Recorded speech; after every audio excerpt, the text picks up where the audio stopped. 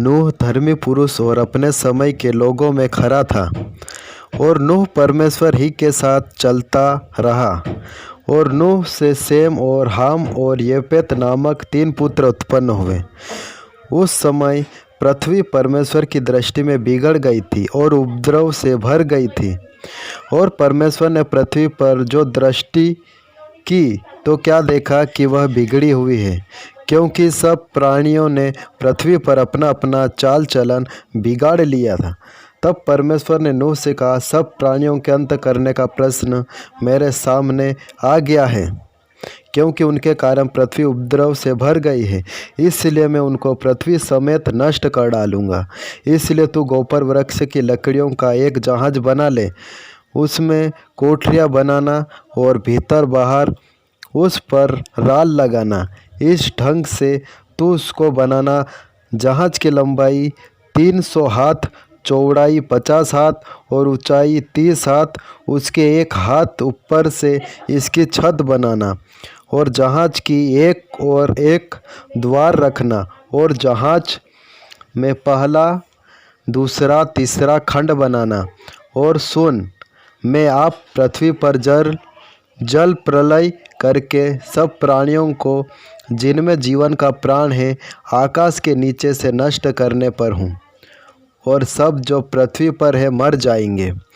परंतु तेरे संग मैं वाचा बांधता हूँ, इसलिए तू अपने पुत्रों, स्त्री और बहुओं समेत जहाज में प्रवेश करना, और सब जीवित प्राणियों से तू एक एक जाति के 2-2 अर्थात नर और मादा जहाज में ले जाकर उसके साथ जीवित रहना।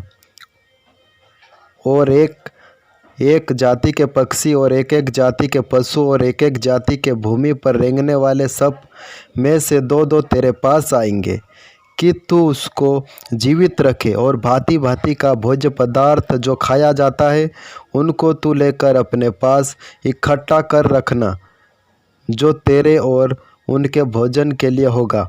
परमेश्वर की इस आज्ञा के अनुसार नूह ने किया। उसी प्रकार एक एक जोड़ा जहाज में गया। फिर परमेश्वर ने नूह से कहा कि अब जहाज का द्वार बंद कर ले, क्योंकि मैं अभी 40 दिन और 40 रात तक वर्षा करने वाला हूँ। और यह परमेश्वर की आज्ञा के अनुसार नूह ने जहाज का द्वार बंद कर लिया।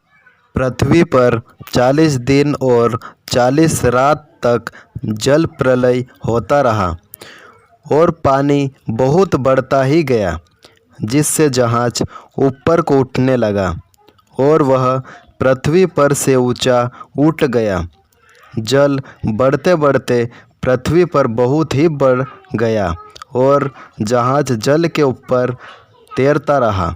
जल पृथ्वी पर अत्यंत बढ़ गया, यहाँ तक कि सारी धरती पर जितने बड़े बड़े पहाड़ थे सब डूब गए।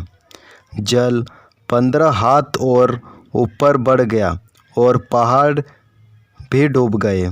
और क्या पक्षी, क्या घरेलू पशु, क्या बनेले पशु, और पृथ्वी पर सब चलने वाले प्राणी और जितने जंतु पृथ्वी में बहुतायत से भर गए थे, वे सब और सब मनुष्य मर गए।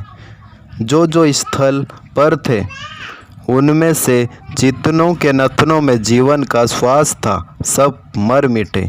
और क्या मनुष्य, क्या पशु, क्या रेंगने वाले जंतु, क्या आकाश के पक्षी, जो जो पृथ्वी पर थे सब पृथ्वी पर से मिट गए। केवल नूह और जितने उसके संग जहाज में थे वे ही बच गए। और जल पृथ्वी पर 150 दिन तक प्रबल रहा। फिर नूह ने अपने जहाज की खिड़की खोलकर एक कौवा उड़ा दिया। जब तक जल पृथ्वी पर से सूख न गया तब तक कौवा इधर उधर फिरता रहा। फिर उसने एक कबूतरी को उड़ा दिया। कबूतरी को अपने पैर टेकने के लिए कोई आधार न मिला तो वह उसके पास जहाज में लौट आई। तब 7 दिन तक ठहर कर उसने उसी कबूतरी को जहाज से फिर उड़ा दिया और कबूतरी सांझ के समय उसके पास आ गई तो क्या देखा कि उसकी चोंच में जैतून का एक नया पत्ता है। इससे नूह जान लिया कि जल पृथ्वी पर घट गया है। फिर उसने 7 दिन और ठहरकर उसी कबूतरी को उड़ा दिया और वह उसके पास फिर कभी लौटकर नहीं आई। तब परमेश्वर ने नूह से कहा, तू अपने पुत्रों, पत्नी और बहुओं समेत जहाज में से निकल आ।